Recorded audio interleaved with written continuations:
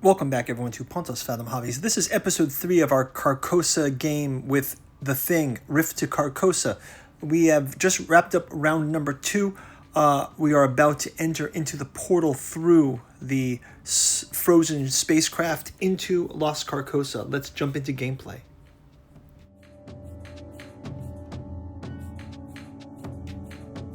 Okay, before we jump into round number 3, quick recap of round 2. Obviously, we're playing The Thing Outpost 31 Rift to Carcosa. We're using these old Carcosa rules from the D&D supplement, as well as the updated versions of these. These are from Jeffrey McKinney. In episode 1, our characters went from the outpost to find the sunken saucer. So we approached that sunken saucer. Episode 2, we took the entry into the craft where Blair had the encounter with the hologram of a serpent man, maybe from the alien race that spawned our characters. Upon interacting with that, they were able to open up a rift. This rift is going to some other land. We know this land to be Lost Carcosa. Our characters don't yet, but we're going to jump into that gameplay this round. So we'll see you in episode 3. First, a quick word from our sponsor, and then we'll jump into gameplay. Thank you for watching.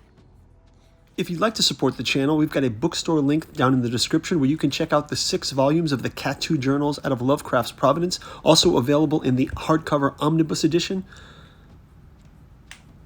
We've got the Dirges of the Alabaster Kings, the Saturnalis Thralmorin, and the Lost Cypria, as well as our artificial psychoanalysis of desiring machines. Pick up our Alchemy and Anthroposophy in the Dune Saga, as well as our Alchemical Courtship in the Dreamland Saga, of Volume 1 of which is soon to be adapted into the Celophaeus comic book series. Go check out our Patreon for more details on that. Thank you all for your support. Check out the bookstore link in the description. Now back to the show. Okay, go check out the bookstore if you'd like to help support us with our merch. So what I'll do is I'm going to consolidate down our old map. So we are moving off the map now. I'll leave the saucer on the board, but I will add in a visualizer for where we're going to emerge out of. Okay, so we've gone through the rift. Everything is wrong. It's no longer cold. So we're passing through the rift. Let me read some material we've prepared. It says, opening read, cold is gone. In its place, heat without warmth. But the sky is wrong also. Wind without origin, a horizon split by 2 suns. The snow beneath our boots has become powdered fine dust. Our breath does not fog. The sky is wrong and it presses down like a lid. So we are moving into a feeling of something strange, something psychedelic here. We'll leave behind our hologram from the ship, and our characters will move forward into this rift. One of the motivator factors was the ship was moving us into this space, so we've gone ahead and moved into the next session. So inside, once we've gone through the rift, we find ourselves emerged through into Lost Carcosa. There's 2 suns, and we have to immediately do a die roll. So yeah, we can feel the oppressive heat against Constitution, but everyone making the roll should be fine. Null's fine. Bennings, fine. So this is where we actually have something that strange happens. So Blair, in the last round, was the first to have his psionic awakenings. So he was able to telepathically communicate. Blair was able to communicate with the Snake Man. And as a result, we're now going to have 2 classes. So Blair will sort of take aside everyone who's gone through the rift now, including Blair, Cooper, Fuchs,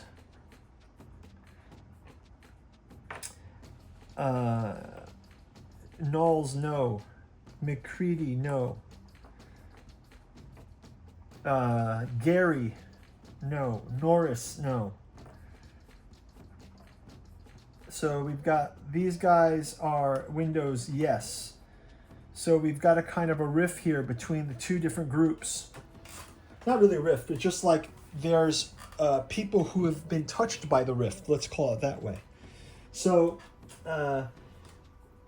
in the intro here, we're going to have the ability to grab some magical powers. So let's just read a little bit about the magic class here.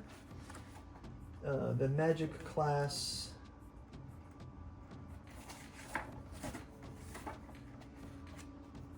Let's see. Monsters and Treasure. Okay, from Men and Sorcery.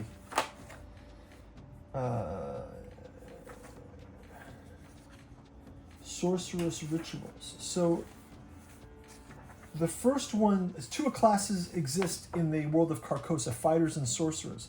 Those who delve into the arts of sorceries devised ages ago by the extinct snake men are called sorcerers. So this first encounter with Blair, with just the hologram of the snake man, kind of makes it that Blair is kind of able to communicate with the snake men.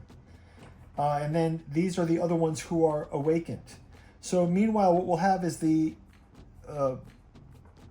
McCready and Childs, they're going to lead the party to secure the area. So they kind of go off into the area to make sure that there's no encounters. Meanwhile, Blair and the group are going to meditate on this. So beginning first level sorcerers do not know any rituals. All rituals must be found during the course of play.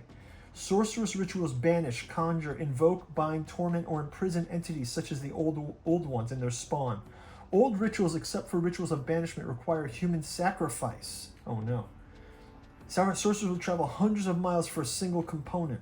The purple fungus that swells only in the cracks of Deslath, for example. Many rituals can be performed in a specific phase. Sorcerers may not perform sorcerous rituals if more than heavily encumbered. In combat, sorcerers have the same attack bonus as fighters. So the sorcerer's table, they can paralyze, poison, breathe weapons. Okay. So there's 13 races of creatures. Black, blue, bone, brown, dome, green, jade, orange, purple, red, old fire, white, and yellow. So if we have any encounters, we might face those encounters. And also there's the alignment. So we have law are opposed to the great old ones, neutral are against them, and chaos is aligned to them. So you have Blair. I think Blair might be the one who's going to be swayed toward aligning with them. He always was the crazy one. So let's go ahead and check on the encounters. So first off, so they have the ability to learn rituals. Meanwhile, there's going to be, the party is going to go on an engagement, and they're going to encounter, they encounter 10 Carcosan kind of gnomish hunters. So they've come across these gnomish hunters. There's a party of 10 of these that they are going to encounter. So we'll have a combat check with our team. Okay, first we'll roll an initiative check. Let's see who gets the initiative. Black dice for our characters. So the Carcosan hunters, they get to go first. Let's go ahead and give them, so there's 10 of these. 1.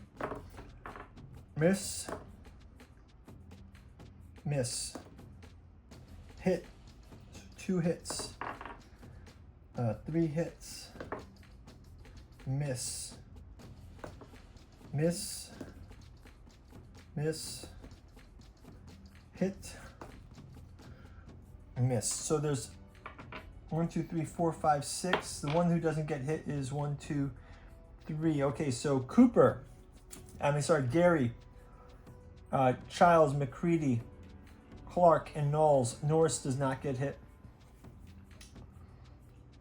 Let's have them each take 4 damage.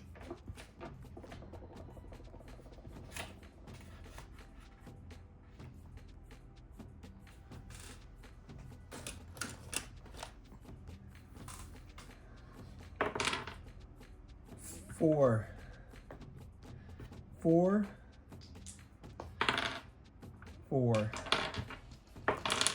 and 3. Okay, so we're gonna have some serious damage here. So we've got Clark's 4, 3, 4, 5, and 3. Okay, let's have our guys go next. So McCready hits for 9 damage, kills one of the enemies.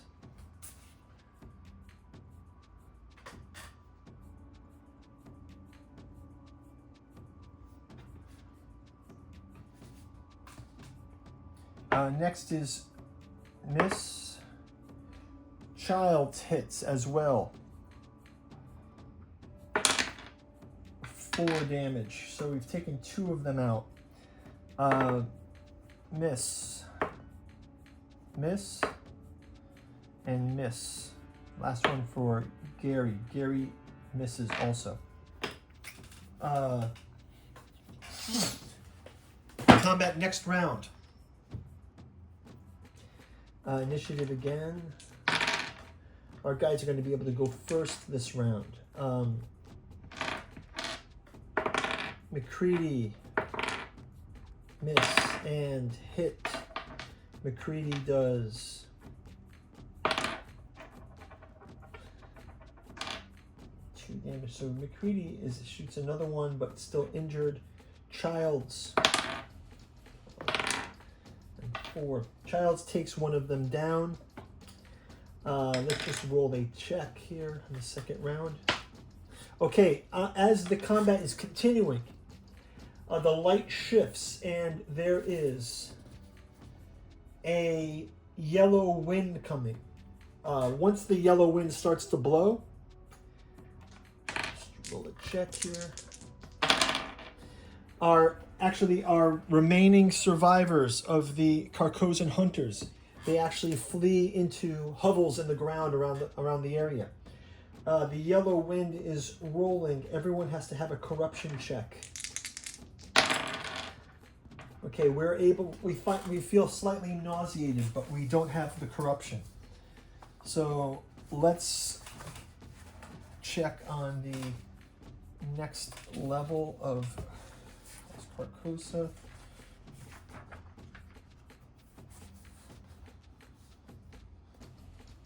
No one has the corruption. So,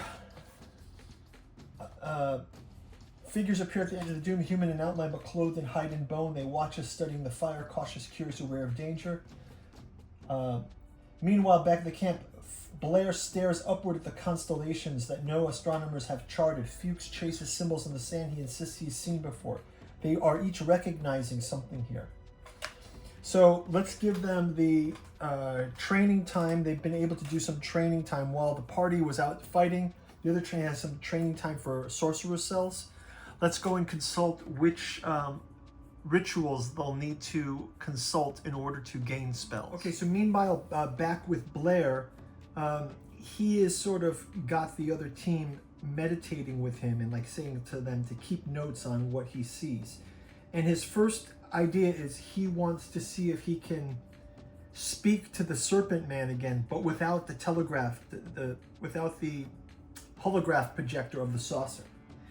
So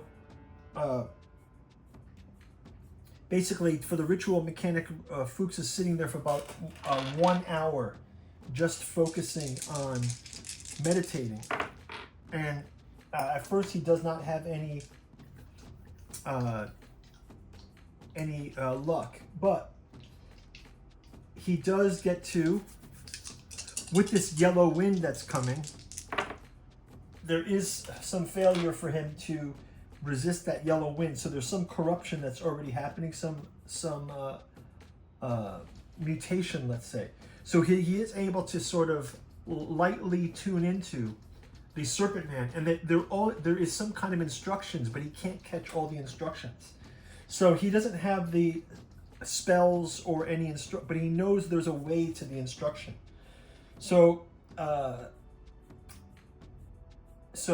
as those suns are happening and the yellow wind is happening, the tribal team comes back. I mean, the fighting team comes back, and they said that they saw the Carcosan hunters go off into the rocks. So they're also all going to go into the rocks to and at this point, this is where Blair can kind of start to see, he's starting to see geometries in the sky. He's starting to hear some whispers in the wind. Windows also can do a check. And Windows is also able to sort of understand the sound of the wind. He's starting to understand the sound in the wind. Fuchs is just looking at his hand, but he's starting to see the glyphs appearing into his hands. So, and Bennings similarly, Bennings is also as able to check in the weather itself, the way the sand patterns are emerging. He starts to see the sand patterns of the yellow sign. He's starting to see beginnings of the yellow sign. So none of them have any magic as of yet, but they are starting to get the intimations of magic.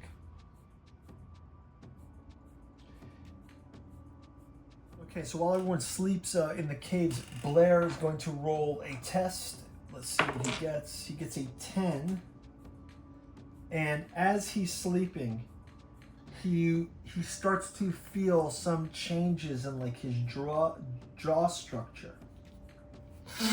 And in the morning, they see that Blair is starting to have what looks like the beginnings of the serpent men teeth happening in his mouth. Also, Windows.